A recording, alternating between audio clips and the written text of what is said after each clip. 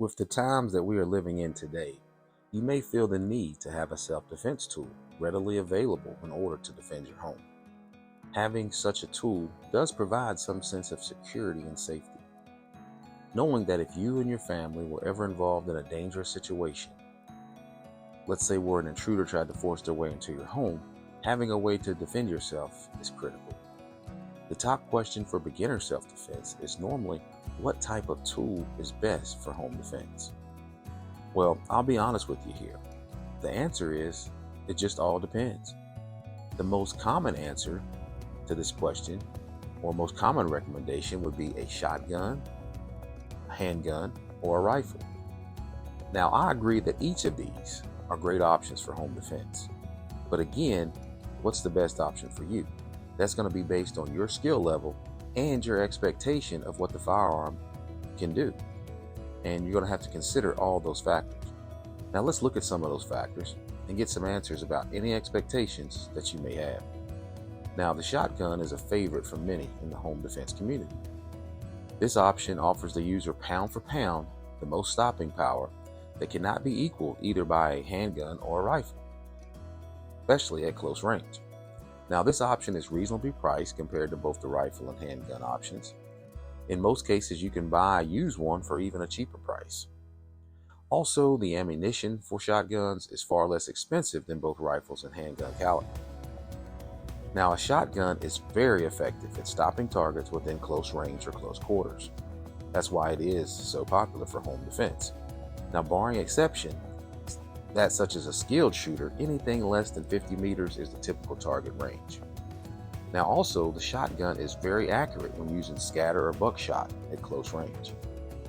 Now let's look at some negatives, or what we would call maybe some disadvantages of choosing this option. Now, shotguns, as you know, are much heavier and larger compared to handguns and have far more recoil when they're fired. Now, for beginners or a person with a smaller body frame or body type, they may find it very difficult to operate and fire a shotgun due to its weight and its recoil. Now, as mentioned earlier, the target range is about 50 meters for a regular shooter. Now, that's much less than that of a rifle. Also, shotguns are limited in the amount of rounds that can be fired and loaded at any given time, compared to a handgun or a rifle. But as long as you understand a shotgun's limitations as well as its capabilities, you should be able to make the best decision possible when it comes to choosing the right tool for home defense. Now let's look at the handgun. I'm going to be using just a basic 9mm. Now, it's designed for close range and it's much lighter than a rifle or shotgun. Now, it's not as effective in overall stopping power as a shotgun, but it certainly can deliver the effective stopping power that you need when you need it. Now, comparable to the shotgun, the handgun has an effective target range of about 50 to 55 meters.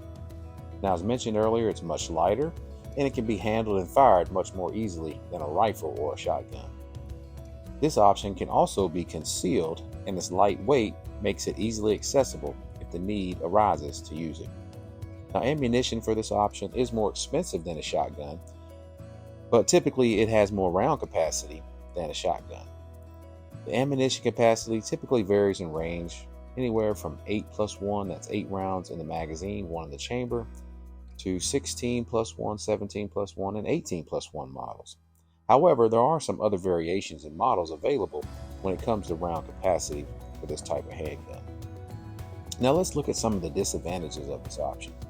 If a scenario ever came about that wasn't in close range, I'm talking 55 yards or more, then this option would not benefit you in regards to stopping power or accuracy. Both of those would drop off the longer the range that the weapon needs to be fired. Even if you have the higher capacity round magazines like the 16+1, 17+1, and so on, depending on the situation, I know that sounds like a lot of ammunition, but it may not be. You see, if a situation ever came about that you had to use it outside of that 50 to 55 meter range, it may be difficult to keep track of exactly how many rounds have been fired or how many that you have left, and you may not even be able to hit the target, again, depending on your skill level. Now, let's look at the final option, the rifle. For this option, I'll be referring to a typical AR style rifle.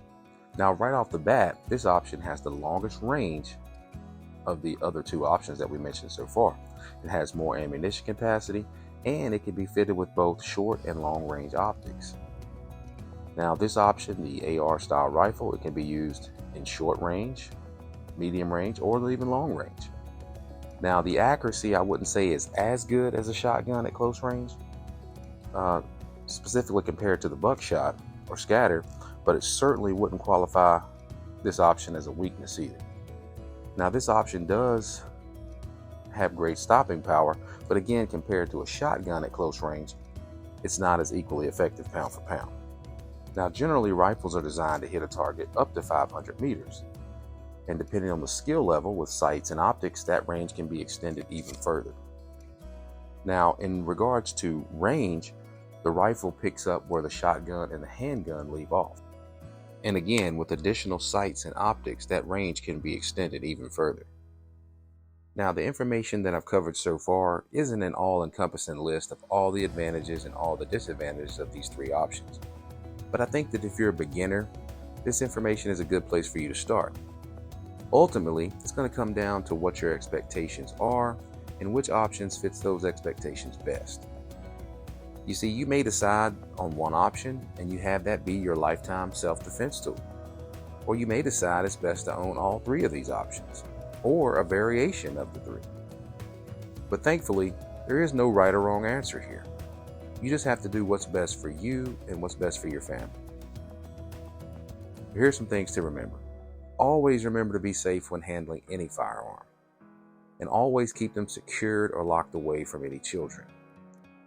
Now, I hope that this video was helpful to you, just to give you a general overview of the three most common home defense or self-defense tools.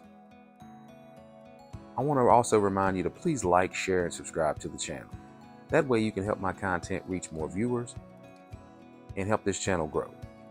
But as always, I want to thank you guys for watching, and be blessed.